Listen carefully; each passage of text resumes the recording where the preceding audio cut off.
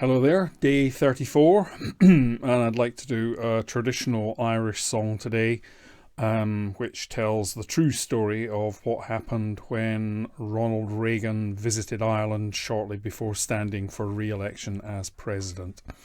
I'm guessing that most of you are of an age where you'll know who Ronald Reagan was, but for those of you who might not, he was president of the US. He was an actor turned president who strode across the world stage with all the stiff-legged gait of a cowboy, followed by Nancy Reagan, who didn't say much but smiled a lot. It's interesting to reflect back on those days to think that we thought he wasn't. We thought he was a bit of a joke president. Ha ha. Ronald Reagan and the Leprechaun. A story I'd like for to tell you for a moment and then I'll be gone, concerning how Ronald the President met with an old leprechaun. 'Twill explain Mrs. Reagan's good humour, furthermore as a matter of course, it'll show why the President walks like he'd just gotten off of a horse.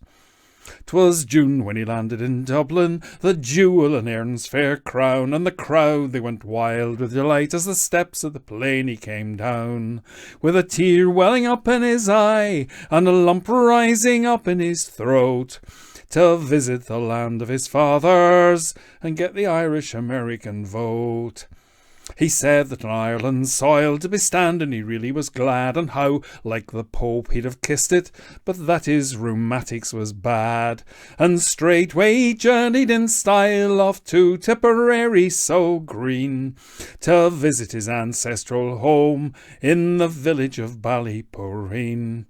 Well, the villagers turned out with gusto, for sure there was cash to be made, and with Reagan memorial ashtrays the shopkeeper did a brisk trade.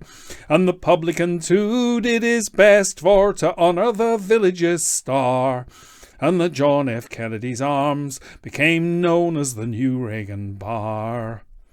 They gave him a civic reception, the crack was ferocious and fast, and Ronald caroused with the best, yes, of Guinness he had half a glass.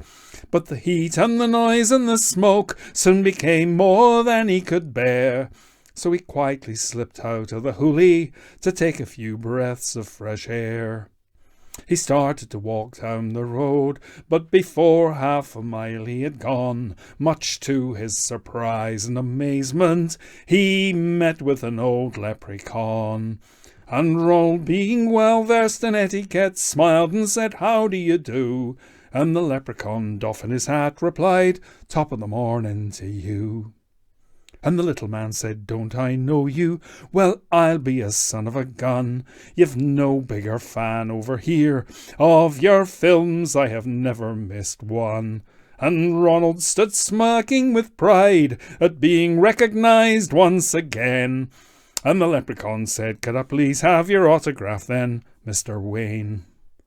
Well, the President got proper blazing, his anger was fearsome to see, the hairs in his nostrils stood rigid, and so did those in his toupee. "Little man, you're a senile old fool, and you should have been strangled at birth," he said. "I am President Reagan, the most powerful man upon earth." Oh, the little man flinched as if struck, and he said, "Now those words you will rue. Let's see if you're really that powerful. This challenge I'll offer to you. 3 questions I'll ask in a row. If you answer them rightly, then fine. I'll grant any wish that you choose. But fail, and then you must resign." Well, the President, he did agree, in a voice that was trembling and hoarse. And the leprechaun asked for the unit that names gravitational force. Well, Ronald, he hadn't a clue, and it seemed like his chances were wrecked. "Oh, gee," he said in annoyance. Said the leprechaun, "That is correct." And the little man thought to himself of the history books he had read, and straightway he asked of the President how the Black Death it was spread. Well, Ronald again didn't know, and he cursed till the air it turned blue. "Aw, rats," he said in annoyance. Said the Leprechaun, "Damn it, that's true." But the Leprechaun, being a student of paleontology's laws, and knowing the term for fossilized excrement, asked him what coprolite was. Well, Ronald, he knew he was beaten, but at least he had put up a fight. "I guess that's tough shit," said the President. "Christ," said the Leprechaun, "right." Oh, the little man knew he was beaten, but that by his word he must stand. With a sigh and a shake of his head, said, "Your wish, it will be my command." And Ronald, he thought how much he'd like to be president again. So he said in November's elections, "A big victory I'd like to win now."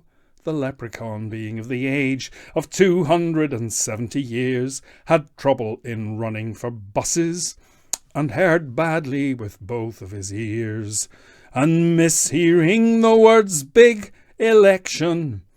He thought that his magical arts were simply required for the purpose of enlarging the president's parts. So he turned 3 times in a circle and muttered a powerful spell, and Ronald just stood there amazed as the size of his member did swell. It grew tall as the Lincoln Memorial.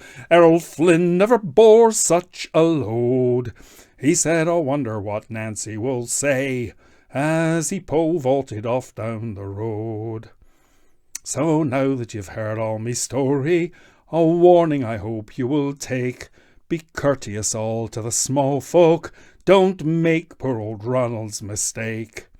For although he was rich, great and powerful, the president lost by a mile, which accounts for his stiffness in walking and Mrs. Reagan's perpetual smile. Ronald Reagan and the Leprechaun.